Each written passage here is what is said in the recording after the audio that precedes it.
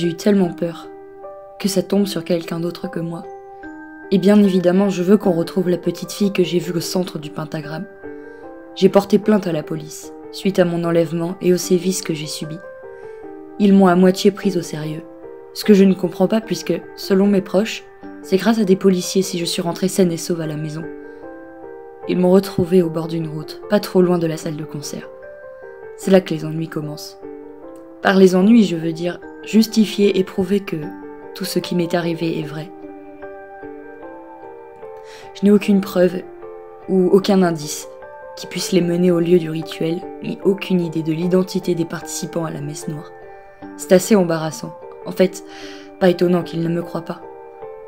Mais j'ai quand même pu leur décrire le type aux yeux jaunes. Non sans difficulté. Comment faire avaler ça à des flics qui vous prennent déjà pour une folle? Les cheveux noirs et les traits fins, ça passe, mais les pupilles de reptile, sérieusement. J'aurais essayé au moins. Mais la description la plus claire que j'ai pu faire, c'était bien celle de la pauvre fillette.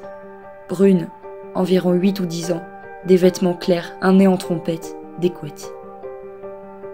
C'est ce que je leur ai dit. Et effectivement, peu de temps avant mon enlèvement, une fillette brune portant des habits bleu clair a disparu à la sortie de l'école, vendredi soir. Je suis presque sûre que c'est elle. Elle lui ressemble énormément. Elle s'appelle Alice, elle a 9 ans, elle a les yeux verts.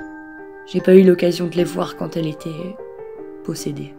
J'ai pas osé dire ça à la police, sinon ça me ferait encore plus passer pour une tarée. Mais je veux vraiment tout faire pour la sauver. Je sais pas de quoi sont capables ces espèces de malades, ni ce qu'ils essaient réellement de faire avec Alice. Demain, je vais rencontrer ses parents et j'essaierai de leur dire la vérité. Ce ne sera pas facile. Enfin, ils m'ont laissé partir du poste de police. Je rentre chez moi. J'appelle mon amie, Flora. Elle était avec moi ce soir-là et j'ai envie de prendre des nouvelles d'autres gens pour au moins essayer d'oublier un peu.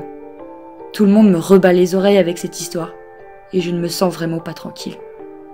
En passant dans la rue devant chez moi, j'ai l'impression que quelque chose va me sauter au visage à tout instant. Je m'empresse d'appeler Flora. Allô? Coucou, tu vas bien? Oui, et toi, alors raconte, qu'est-ce qu'ils t'ont demandé les flics? Je me demande s'il s'agit de curiosité malsaine, mais je fais comme si de rien n'était. Oh ben, pas grand-chose. Les trucs que j'ai vus, si je connaissais des gens...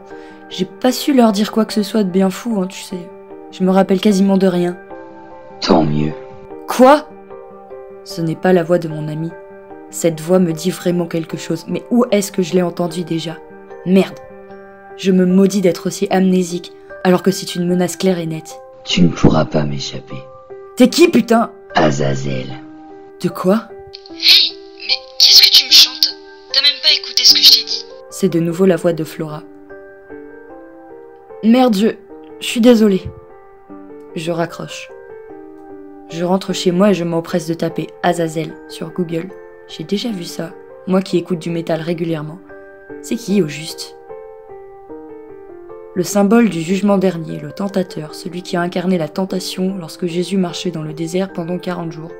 En hébreu, celui qui habite le désert, on l'appelle aussi le bouc. En clair, un des très nombreux noms de Satan, si l'on en croit la Bible. Merde, je veux pas y croire. Je passe une nuit entière à me renseigner sur la possession et les rituels. Ce que je lis est complètement abusé. Beaucoup de ce que je trouve ressemble à mon expérience, de près ou de loin. Je tombe sur un témoignage encore plus étrange que le mien. Quelqu'un dit avoir été abordé par le diable en personne, habillé comme un être humain normal avec des yeux reptiliens, sauf que celui-ci était blond. Les démons peuvent vraiment prendre une apparence humaine? Ça paraît complètement fou et pourtant, c'est bien ce qui m'est arrivé. Rien d'humain ne se dégageait de cette chose. Sa froideur et son mépris me reviennent en mémoire. Impossible de fermer l'œil. Tu ne pourras pas m'échapper. Cette phrase résonne dans ma tête. Qu'est-ce que ça signifie exactement? Le jour se lève. Je vais à ma fenêtre et je m'allume une cigarette. Je scrute les environs, en regardant dans la rue. En tournant la tête, je le vois. Il a des ailes et des cornes. Il a la peau brunâtre et des griffes acérées. Il est perché sur un lampadaire. C'est lui, Azazel, le diable.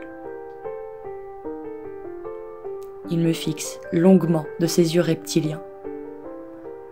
La fraîcheur du matin n'est rien, comparé au frisson qui me transperce la peau en croisant son regard. Il se met à sourire d'un rictus ignoble et malsain. Ses dents pointues brillent sous les quelques rayons de soleil qui viennent de se lever. Il disparaît. Je reste figé sur place. Je sens une brûlure mordante sur mes doigts. C'est ma cigarette qui s'est consumée, le temps que j'ai cette terrible vision. Je rentre à l'intérieur pour passer ma main sous l'eau, et je me demande bien comment échapper au diable en personne.